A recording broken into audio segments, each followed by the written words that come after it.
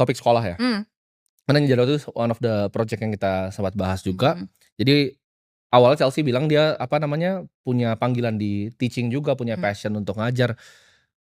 Waktu itu aku ngerasa sekolahnya tuh ada yang kurang. Mmm. Kenapa, Chal? Karena waktu itu kan kita bangun, tapi Mhm. I don't have the ability untuk actually ngajarin atau turun tangan, karena itu harus mulai dari gurunya kan. Kita harus bikin sistem training Iya. untuk gurunya supaya muridnya lebih bagus. Karena aku percaya akan sekolah tuh bukan cuma informasi tapi transformasi. Gimana caranya kita transform the children. Iya. Nah, ini kan anak punya beda-beda nih. Nah, kita kalau ngomongin bias lagi, ini kalau my perspektif ya, gue Iya. bukan expert di neuroscience, tapi anak yang di pressure tuh nggak akan jadi bagus.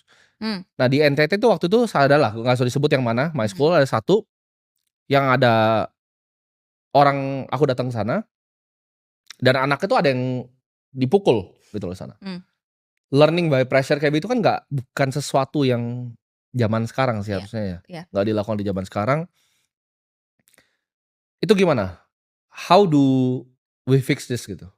Kita balik lagi bahas soal yang mukul dan juga itu semua ya. Ya. Banyak yang bilang kan itu parenting tuh harus kayak gitu supaya disiplin. Padahal sebenarnya kalau ngomongin secara brain development, especially otak anak kan punya critical period ya. Ya. Ada dari umur 0 sampai 8 tahun tuh itu critical banget, karena itu momen di mana otak anak-anak tuh ada yang namanya neurogenesis. Jadi sel-selnya tuh tumbuh, ada selnya yang ada synaptic pruning juga. Jadi pokoknya banyak terms-terms itu yang terjadi di otak anak di usia optimal tersebut. Nah, kalau misalnya di usia optimal tersebut, even sampai adolescence lah ya, itu kan bisa dibilang otaknya tuh masih lagi tumbuh-tumbuhnya banget nih. Apa sih yang terjadi kalau misalnya dipukul? Gak usah anak kecil deh. Orang dewasa kalau dipukul, pasti kita kan ngaktifin fight or flight kita ya. Oke. Untuk kita pasti tadi yang dibahas, one of our basic needs itu safety. If we got hit, we don't feel safe, right? We feel attacked. Bayangin anak kecil di-attack kayak gitu.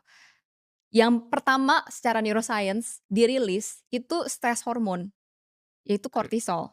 Nah, kortisol ini kalau dirilis, karena kan basic-nya stres nih, terus udah kayak gitu berusaha untuk nggak ngerasa safe anaknya.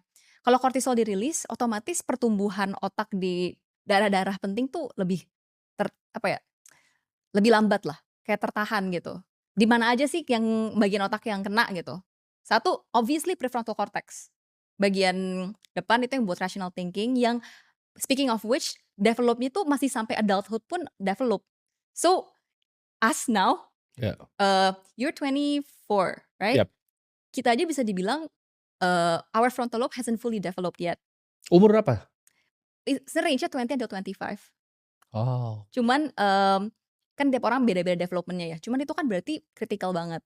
Nah, kalau kortisolnya tinggi, prefrontal cortex tumbuhnya jadi tidak optimal. Tapi prefrontal cortex tuh elastis nggak, Chal? Bisa grow lagi atau setelah 25 dia akan stay begitu? Sebenarnya kalau grow, bisa aja, karena kan brain is very sifatnya bukan yang statis gitu.